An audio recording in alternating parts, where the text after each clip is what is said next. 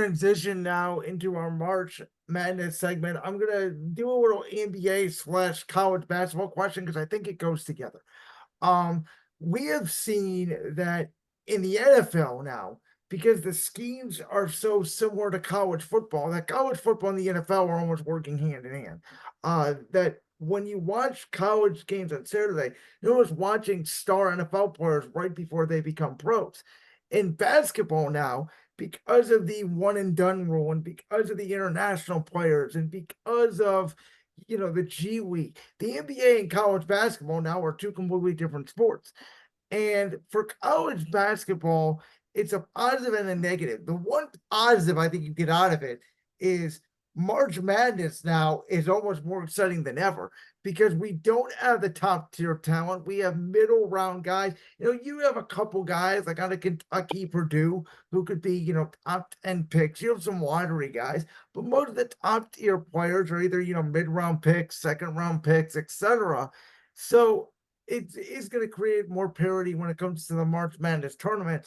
But I think it hurts the NBA as a whole that these international players are coming in, these G League players are coming in, they're dominating, right out of the get go, and it hurts college basketball because it makes a casual viewer like myself say, why do I even need to watch the college basketball regular season? I can just watch 3 weeks of college basketball in the tournament. What's your thoughts on that? Well, you're never gonna have, I feel like, that definitive positive action when it comes to college basketball. I hate to be the guy that says it, but you gotta look at when college basketball starts. NFL season's going on, college football season's going on. You have the NBA that goes on. There's just so many sports that are on. And I'm not saying I don't want to take away that college basketball regular season doesn't really have any meaning to it? Because I think after June, no, not after June 1st, after July 1st, or not, after January 1st, First. third time's the charm. After January 1st, I feel like the college basketball season has meaning.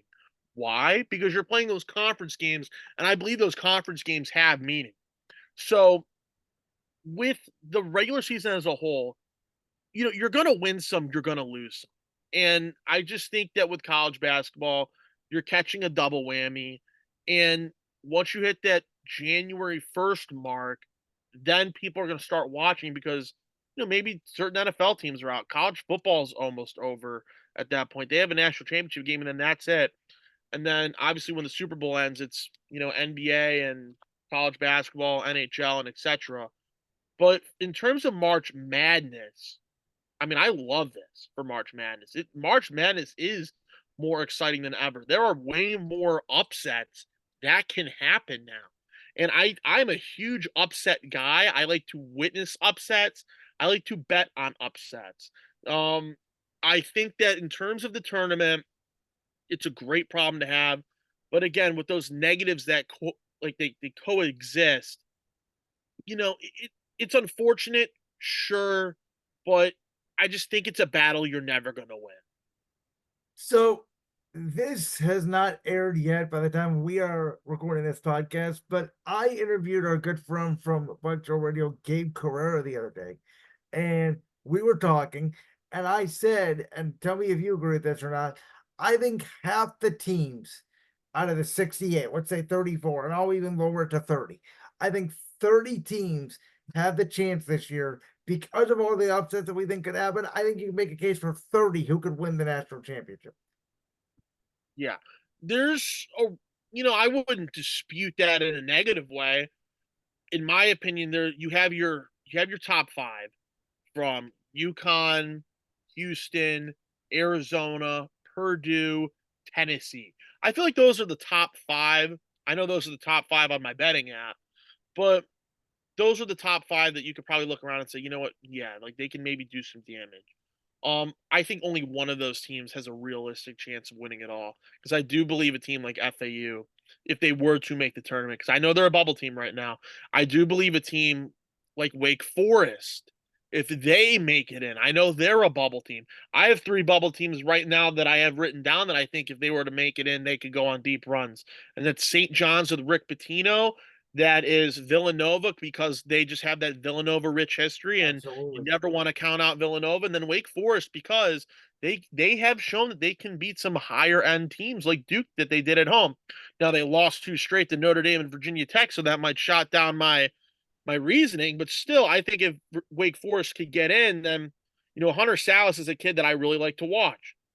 Besides that, though, yeah, I think that there could be a chance where 30 of these teams have a chance to really go all the way. I think that there is a distinct winner, though, amongst the pack. They're one of those five teams that I've already mentioned. I'm really high on Arizona this year. I like Arizona as a whole. They're probably going to win the Pac 12. I like Caleb Love a lot, and I think that it's going to be his year to finally get the Wildcats, I feel like, over that Sweet 16 hump and get them farther into the postseason. I really do like Arizona this year. That's my team to win it all. Is out of those five teams that you mentioned, is there a team that could be sort of quote unquote a bubble breaker? Maybe a team that loses in the first or second round? Purdue. Purdue. Really? Again, Because Purdue, they just don't have that. Like, again, it's every year with the Boilermakers. They have got to get past the Sweet it, 16, it's or got to they be have this got to year. get past the first or second round. And what do, Brandon? They lose within the first Every three year. rounds. And last year, in particular, in Columbus, Ohio, at the Nationwide Arena, they were the second team in history to lose to a 16 seed. And they were one of the Fairleigh Dickinson. favorites to win it all. I Um, didn't have them going far in my bracket. I think I had them I remember, I think you told me 16. maybe Sweet I 16. think Sweet 16, maybe round of 32.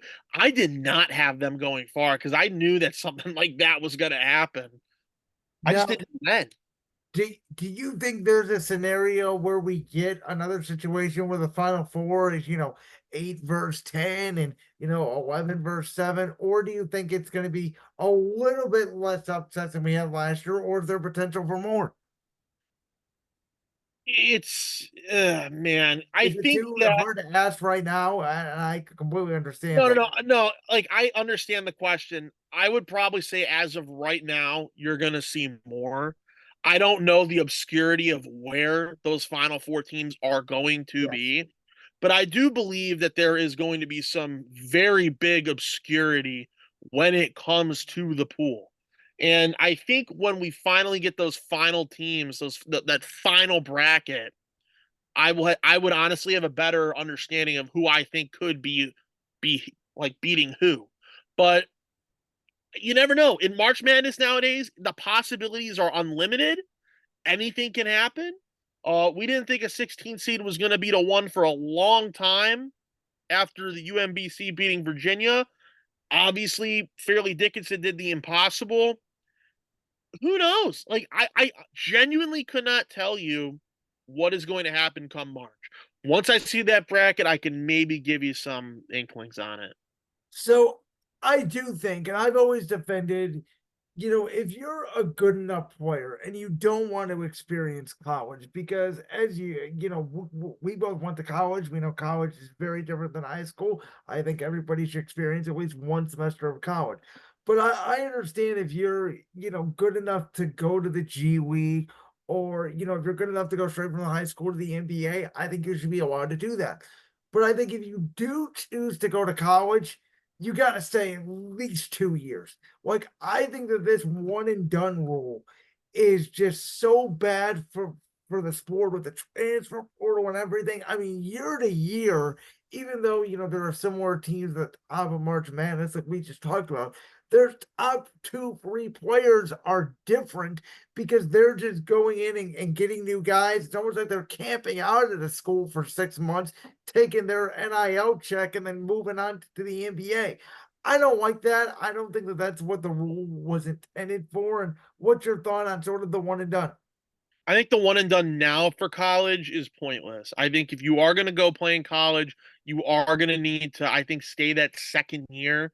Um, I don't. I just think with the NIL thing now, with college basketball in particular, it's pointless. It really is. I would much rather go if I was an NBA prospect that could be making the NBA my following year.